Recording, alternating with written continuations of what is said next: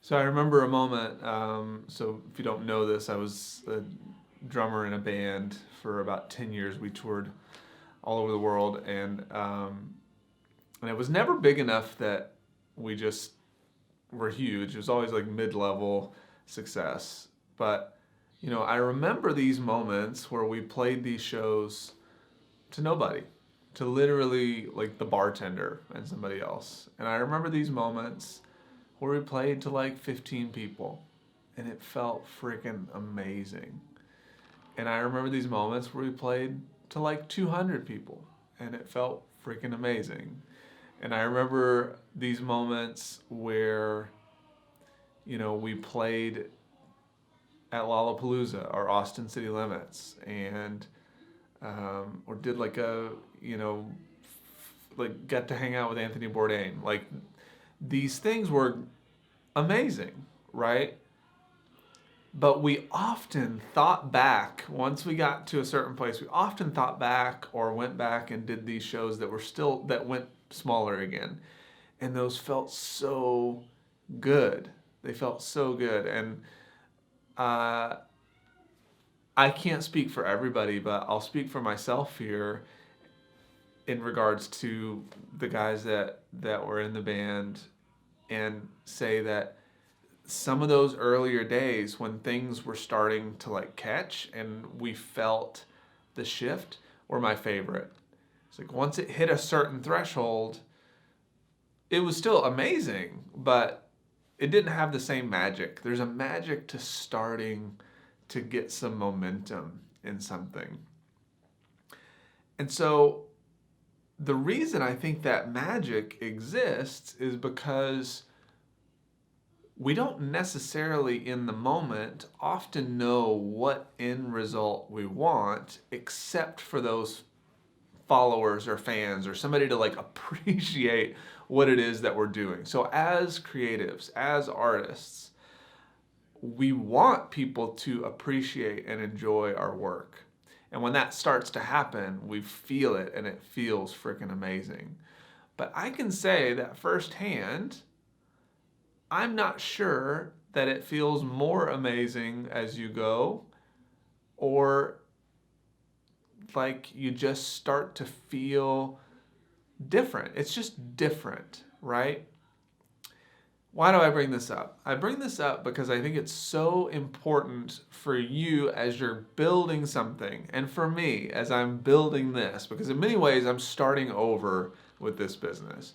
So important that as we're building something together, that we are reminded not to get too caught up in just wanting people to appreciate our work, especially not wanting the amount of people that the world deems as successful to appreciate our work. So I say this often.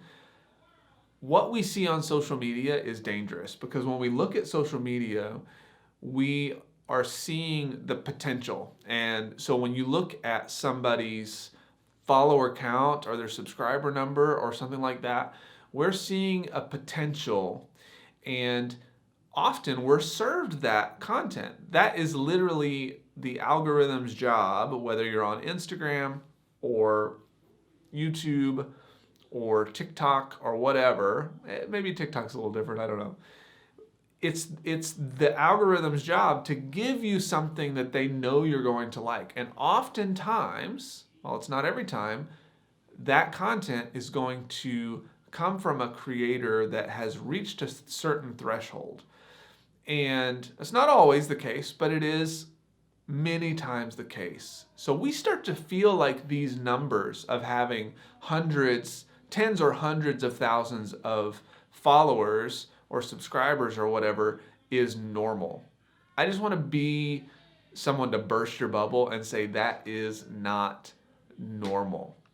And we are not entitled to have that.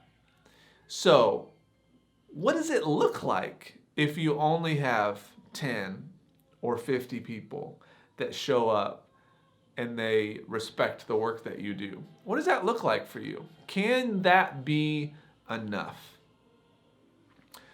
So as somebody that built something that went from zero to a couple of bartenders to something that is actually still going on today, and in many ways has surpassed what it was when I was a part of it, to then come back to rebuilding it myself, by myself, for this mission and drive that I have to help artists change the way they see their worth, to rebuild something in this way. I got really caught up in the impatience of wanting more people to appreciate what it is that I'm trying to do. And I just want to throw out the warning and say that that is a very dangerous thing for all of us as creatives, because what starts to happen is we then sacrifice, and I'm going to say it that way, we sacrifice our work. We do work that doesn't align with who we are for the sake of getting more views, for the sake of getting more subscribers. And Seth Godin says, and I'm going to do a lot of Seth Godin quoting as we're coming into this time, so get over it, but the dude's brilliant. I don't care what you think. He says that we don't need more fans, we need better ones. If you want to make a living doing something that you love, you don't need more, but you need better ones. So how do you get better fans? I want to dig into this a little more as the days go on, but to just kind of say it for what I think it is tonight, I think you get better ones by being really clear about who you are first and what you're not going to budge on and what you want to say. And then you get real clear on who it is that that message is for.